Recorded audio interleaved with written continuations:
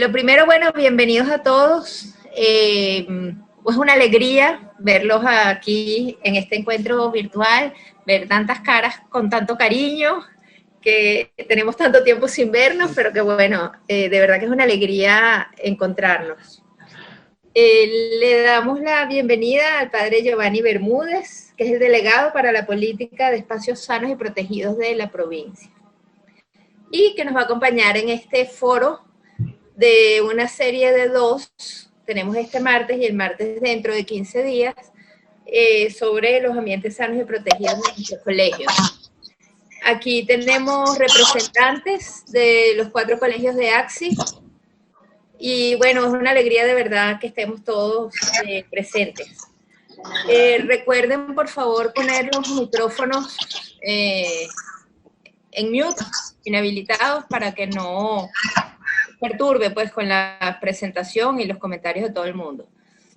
Entonces, bueno, en esta semana de inicio de nuestro año ignaciano nos encomendamos a San Ignacio para que nos ayude a abrir las mentes y los corazones para todo lo que aquí oigamos y que podamos poner en práctica de la mejor manera en nuestros colegios a fin de hacer pues ambientes sanos y protegidos para nuestros estudiantes, para nuestros docentes, para el personal y para las familias en general.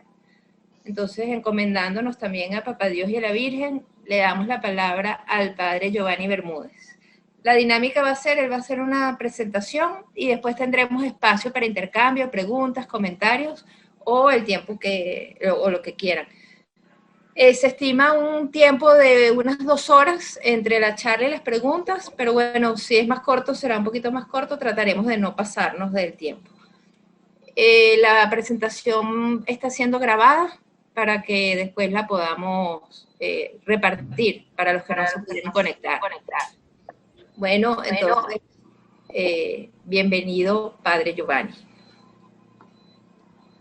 Hola, Ani, muchas gracias por la invitación. Saludos también a todos ustedes que nos encontramos en este espacio para compartir también lo que supone de parte de la Compañía de Jesús esta política de cuidado, de protección, de prevención y de construcción de espacios sanos y seguros para niños y adolescentes, pero también para todos nosotros como parte de los equipos de trabajo en los distintos colegios de la Compañía de Jesús en Venezuela. Yo voy a compartir pantalla. Como comentaba Ani, posteriormente tendremos un tiempo para preguntas, comentarios alrededor de la temática que vamos trabajando este día.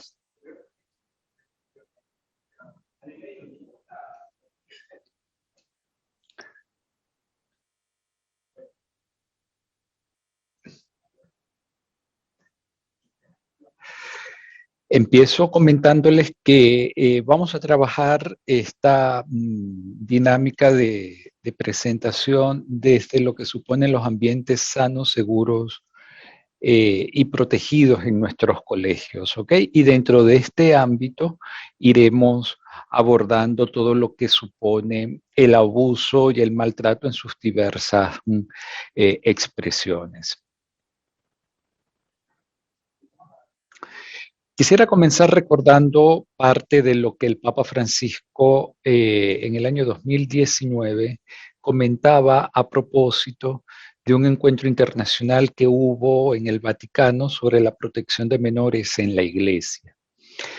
Recuerda el Papa Francisco que la protección de los menores debe tener en cuenta las nuevas formas de abuso sexual y de abusos de todo tipo que los amenazan en los ambientes en donde viven y a través de los nuevos instrumentos que usan. Esto a propósito, como lo veremos también más adelante, lo que supone el abuso en sus distintas dimensiones, pero también incluye el Papa Francisco diversos abusos que pueden vivir niños y adolescentes y personas vulnerables en los lugares donde están, y a esto le sumamos nuevos instrumentos, particularmente con lo que suponen toda esta conectividad alrededor de las redes sociales y las tecnologías de la información. ¿A qué nos llama el Papa Francisco? Nos llama a una toma de conciencia, particularmente de que el mundo digital y todos los instrumentos alrededor de este mundo digital inciden profundamente en lo que se piensa.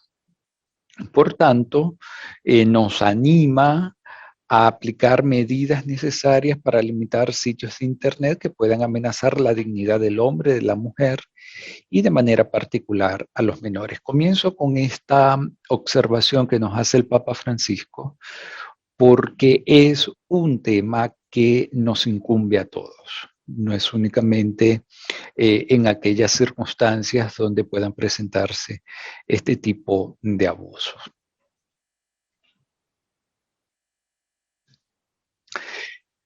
Comienzo también haciendo referencia a cuál ha sido el proceso que en la Compañía de Jesús se ha realizado alrededor de esta temática de la prevención de abusos y la construcción de espacios sanos y protegidos.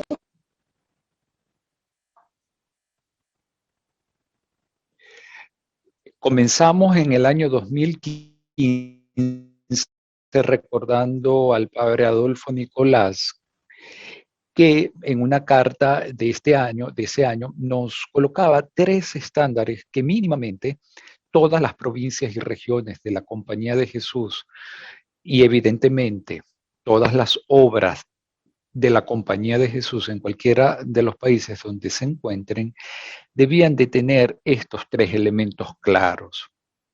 Lineamientos sobre comportamiento ético, el segundo, protocolos para procesar denuncias, y lo tercero, entrenamiento y formación para jesuitas y colaboradores. Esto en el 2015, posteriormente en el 2016, con la Congregación General 36, la Congregación General le encomienda al Padre General promover dentro de las comunidades y ministerios de la compañía una cultura coherente de protección y seguridad de los menores. Esto en consonancia con las sugerencias de la congregación en cuanto a formación, vida comunitaria, ministerios y gobiernos. Tenemos estos 2 elementos, tanto del 2015 como del 2016, que en el 2018 se concreta con este proyecto llamado Cultura Coherente de Protección, que desde la Curia General de la Compañía de Jesús en Roma se está estableciendo en las diversas estructuras de la Compañía de Jesús.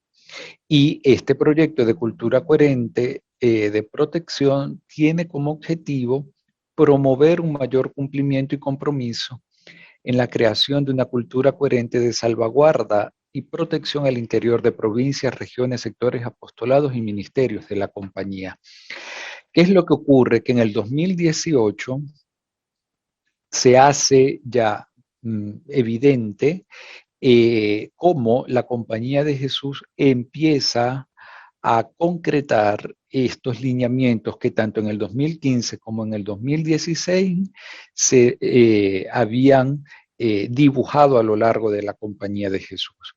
Evidentemente, no podemos olvidar lo que a nivel macro en la iglesia estaba ocurriendo, como ya sabemos, dolorosos procesos de denuncias de abusos sexuales por parte de clérigos. En el 2019, con las preferencias apostólicas universales, también se hace explícita la concreción para seguir ahondando en los mecanismos de protección y de salvaguarda. En las preferencias apostólicas universales, particularmente con la primera, preferencia apostólica universal,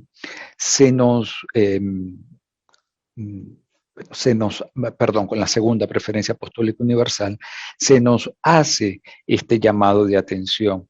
Y en una de sus líneas de concreción está el contribuir en la eliminación de los abusos dentro y fuera de la iglesia. Y esto para asegurar la escucha y la apropiación y la apropiada atención a las víctimas, hacer justicia y reparar los daños causados. Y esto, ¿cómo se hace evidente? con adopción de claras políticas de prevención de los abusos, con una formación permanente con quienes están comprometidos en la misión y el esfuerzo por llegar hasta las raíces sociales en las que se generan los abusos. Si vemos a lo largo de este proceso, lo que está de trasfondo es promover una cultura de salvaguarda, especialmente de las personas vulnerables y especialmente de los menores, de los niños, niñas y adolescentes. Esto lo coloco para que podamos también caer en cuenta que es un proceso que sostenidamente desde el año 2015, particularmente desde ese año, se viene instaurando en la Compañía de Jesús. También es importante acá recalcar que todas estas políticas la Compañía de Jesús las va también haciendo políticas a lo interno de las distintas provincias para que en el cuerpo apostólico puedan tomarse todas las medidas que puedan generar esta cultura de salvaguarda y de protección. Este proceso en la Compañía de Jesús con el proyecto Cultura Coherente de Protección del año 2018, después de haber hecho un sondeo a lo largo de todas las provincias y regiones, llega a la siguiente conclusión. Y es que necesitamos abrir los ojos, abrir la conciencia y actuar. Entonces, este proyecto de Cultura Coherente de Protección tiene estos 3 lineamientos para poder llevar a ejecución esta cultura de salvaguarda y protección.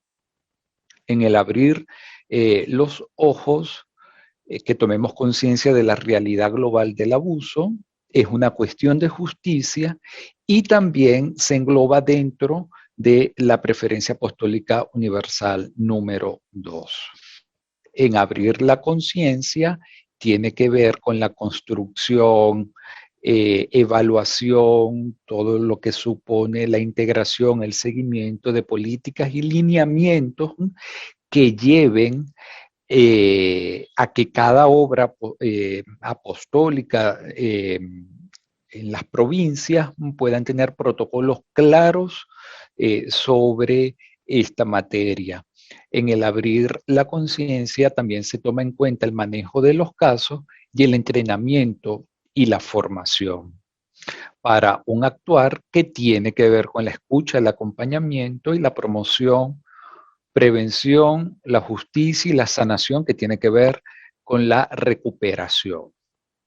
Si nos damos cuenta, todo este proceso que se ha ido generando con este proyecto de cultura coherente de protección a lo largo, a partir del año 2018, nos lleva a que en todas las provincias tengamos que ir construyendo esta política de espacios sanos, seguros y protegidos. Por tanto, en la provincia de Venezuela, a partir del año 2019, se toma un nuevo proceso para llevar adelante todos estos lineamientos que de la Curia General en Roma se estaban proponiendo a todas las provincias. Quisiera decir ahora un poco estos elementos alrededor de lo que ha supuesto todo este proceso de la prevención de abusos de niños, niñas, adolescentes y personas vulnerables en la iglesia. Para nosotros esto es una prioridad para la colaboración en la misión. Y ya les comento que tenemos que partir de 2 elementos clave. Estos 2 elementos clave son, por un lado, todo lo que tiene que ver con la prevención, que sería la prevención de los abusos, pero por el otro tiene que ver cómo construimos colectivamente la cultura humanizadora del buen trato, y es lo que en la provincia estamos denominando la cultura humanizadora. Una cultura humanizadora que no es únicamente cuando haya algún tipo de situación lamentable alrededor del tema del abuso en cualquiera de sus dimensiones, sino que es una manera diferente de establecer relaciones sanas y seguras entre nosotros. Los abusos sexuales han dejado un doloroso aprendizaje en toda la iglesia, en la sociedad. Esto ha costado la fe de muchos creyentes, hay un descenso de la credibilidad institucional y hay muchísimos esfuerzos que pueden parecer minúsculos y en muchos casos desarticulados. Después de estos largos años se llega a estas conclusiones como un doloroso aprendizaje. Ha costado la fe de muchos creyentes, esto en la lógica de los abusos sexuales cometidos por clérigos de la Iglesia Católica. Esto ha llevado a un cierto descenso de la credibilidad institucional, lo que también ha supuesto diócesis quebradas económicamente por la cantidad de demandas que ha habido alrededor de este tema. Y los esfuerzos, y acá aprovecho también para comentar que la Iglesia sostenidamente ha hecho grandes esfuerzos por tratar de tener una política clara alrededor de la prevención de los abusos. Sin embargo, esto ha sido un proceso en crecimiento. Pudiéramos decir que con la visita del Papa Francisco a Chile en el año 2018, que hubo todo aquel proceso con el nombramiento de un obispo que había sido señalado de haber encubierto casos de abuso sexual, particularmente de Caradima. Esto llevó a que la Iglesia se planteara desde una perspectiva diferente. Llevó a que se planteara de una manera diferente el abordaje del tema de la prevención de los abusos sexuales en la Iglesia. ¿Por qué? Me adelanto un tanto, lo veremos más adelante, porque la Iglesia empieza a percatarse que el abuso sexual es la última parte de una serie de abusos que han llevado a que ocurra esta situación de abuso sexual, particularmente con el abuso de poder y el abuso de conciencia. La prevención, Vinca Japson expresa que la prevención es importante y la prevención, para poder cuidar, hay que estar presente. Entonces acá tenemos el primer elemento, tenemos que estar presentes. Esto sin tensión ni miedo, pero con atención y dedicación. Como veremos quizás en la próxima sesión en la que nos encontremos, nos vamos a dar cuenta que no es un tema que estaría como en el último punto de la lista de los pendientes, sino que necesita también una manera diferente de encontrarnos como colegios, de encontrarnos como obras de la Compañía de Jesús, a la que habría que dedicarle tiempo y a la que habría que dedicarle también un esfuerzo conjunto. La prevención y el cuidado son activos, proactivos. Se requiere constantemente una actitud despierta, consciente y dispuesta a la acción. El cuidado es anterior a todo y la prevención es parte del cuidado. Y entonces, en este proceso no caben las improvisaciones. Es preciso planear, preguntarnos cómo lo haremos. También le ha dicho el padre. Pedir apoyos, leer, conversar, no temer nombrar lo difícil, decir verdades, preguntar lo incómodo. No se arriesga la inocencia de nuestros niños por hablar, se arriesga en el silencio y la omisión. Es importante que esto lo tengamos claro para el posterior ejercicio que tenemos en los colegios para hacer posible y evidente esta política de prevención y de cuidado que la compañía está pidiendo a todas las obras apostólicas. ¿Qué pasa? Que necesitamos pasar de la prevención en la iglesia al cuidado humanizador en la iglesia. Y yo acá me permito dejar de compartir pantalla un momento y preguntarles, 2, 3 personas, cuando hablamos de prevención, ¿a qué estamos haciendo referencia? Cuando queremos prevenir algo, ¿qué hacemos? Si alguno o alguna quiere responder. Bueno, prevenir es evitar que suceda algo, ¿no? Ok. Tomando todas las medidas correspondientes según sea el caso, de observar, de velar porque se cumplan ciertas normas, de educar. Implica muchas cosas la prevención. Ok. ¿Alguien más? Yo creo que implicaría formar a la gente, ¿no? Para poder prevenir, la gente tiene que estar formada, preparada también, ¿no? Muy bien, chévere. ¿Una tercera persona? Estar atento, vigilante y por supuesto desde la cercanía, ¿no? Acompañar. Ok, excelente todo lo que han comentado. Cuando hablamos también de prevención, y es importante que esto también lo tengamos en cuenta, cuando hablamos de prevención en este contexto, en lo que nos reúne en este día,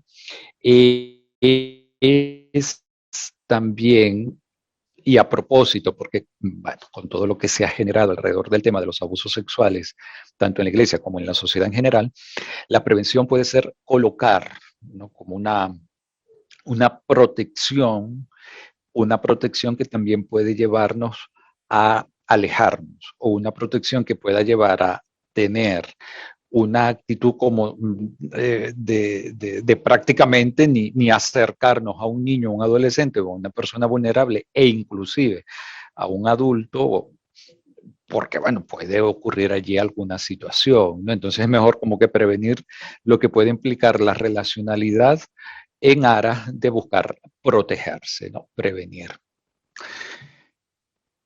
Si eso ocurre, entonces la pregunta que queda de fondo es, cuidado, porque esto también nos puede llevar a romper un elemento esencial y fundamental en el caso de ustedes que están en los colegios, de cómo generar vinculaciones sanas entre los niños adolescentes que están en nuestros colegios, pero también entre nosotros mismos como parte de la comunidad educativa.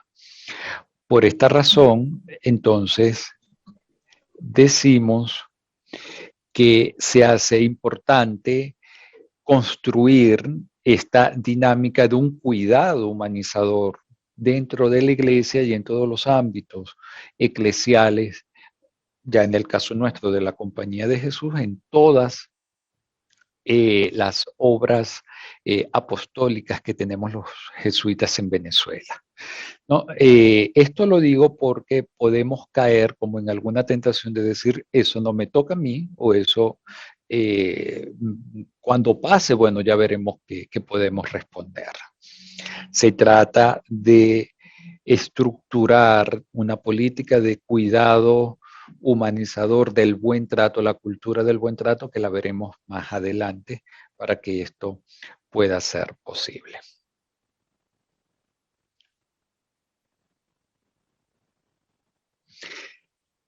Y ya entonces comienzo también a irles mencionando qué es lo que estamos promoviendo desde la provincia alrededor de esta política del cuidado humanizador.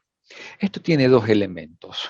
Estos dos elementos tienen que ver con la conversión de los corazones y con acciones concretas y eficaces. La conversión de corazones que nos lleva a abrir los ojos y la conciencia, y acciones concretas que nos llevan a actuar. ¿De dónde entonces ocurre esto? De lo que les mencionaba a propósito de esto que ocurrió en Chile. De hecho, el Papa Francisco, posteriormente a todo este proceso de rechazo que hubo de la iglesia chilena con el nombramiento de este obispo, Posteriormente, el Papa llama a una serie de personas, hay como un proceso allí también de discusión alrededor de qué es lo que está pasando en Chile, y el Papa Francisco le escribe una carta al pueblo de Dios chileno. Entonces el Papa dice, este tema de los abusos en todas sus dimensiones necesita la conversión de los corazones, pero también necesita unas acciones concretas para que esto pueda darse. Estos son los dos elementos que desde la provincia estamos impulsando con la política de construcción de espacios sanos y protegidos. Esta cultura del cuidado humanizador es más que un código de conducta, es más que un protocolo de prevención o una ruta de acción. ¿Por qué? Porque este cuidado humanizador es una cultura que debe permear nuestro buen trato y nuestra educación. Pero además es una espiritualidad eclesial, no es privada, está sustentada en el propio Evangelio. Si nos damos cuenta, esta cultura del cuidado humanizador no es únicamente construir un protocolo, porque además, como obra de la Compañía de Jesús, como parte de la Iglesia, los últimos documentos del Vaticano alrededor de este tema están pidiendo que estos protocolos se hagan realidad, pero se hagan realidad no únicamente en el papel, sino que también lleve a unas acciones concretas. Pero no solo unas acciones concretas, sino también esto supone una transformación. Y ahora que estamos en el año ignaciano, como recordaba Ani, inicialmente, el ver nuevas todas las cosas implica también ver de una manera diferente los modos de relación que podamos establecer en nuestros equipos de trabajo, en nuestras familias, sin lugar a dudas, en nuestras relaciones con terceras personas. Por esto también decimos que es una espiritualidad eclesial, porque impulsa una transformación en la iglesia. ¿Cuáles son los principios en los que está apoyado este proceso? Un principio fundamental es el cuidado y la protección de niñas, adolescentes y personas vulnerables. Esto es clave. Cuidado y protección. Ustedes en los colegios esto lo saben muchísimo mejor que yo, cómo nuestras escuelas, nuestros colegios se constituyen en lugares donde, bueno, antes de todo este asunto con la pandemia, donde nuestros niños y adolescentes pasaban la mayor parte de su día. De allí que se haga muchísima insistencia en cómo los colegios en particular se constituyen en espacios sanos y protegidos. Pero también un principio clave tiene que ver con la integridad de nuestra fe. Esto a propósito del proceso de conversión, que supone esta manera diferente de relacionarnos entre sí. También tiene que ver con la transparencia y la responsabilidad. Un elemento para que también lo tomemos en consideración. La Iglesia, una de las grandes críticas que ha recibido es que no fue transparente a la hora de dar a conocer toda esta situación que desde hace muchísimos años se venía conociendo, y era era un secreto a voces, ¿no? Por decirlo de alguna manera. Y parte también de la herida de las víctimas más arraigadas que tienen es el silencio por parte de la Iglesia. Esto llevó también, quizás por decirlo de algún modo, a que la Iglesia endureciera, cuando digo la Iglesia, el Vaticano, ¿ok? Endureciera en sus últimos documentos ciertos elementos que pudieran llevar a la no repetición, a la tolerancia cero, en aras de responder a la transparencia y a la responsabilidad que se le pidió al Vaticano en este tema. Inclusive en Naciones Unidas, en el en la revisión que hace Naciones Unidas alrededor de estas temáticas, bueno, el informe con el Vaticano estuvo muy duro, precisamente porque se le acusó de no haber tomado medidas eficaces y eficientes. Y por último, compromiso con las autoridades y los organismos competentes, esto también en aras de resguardar que se haga justicia en los casos documentados.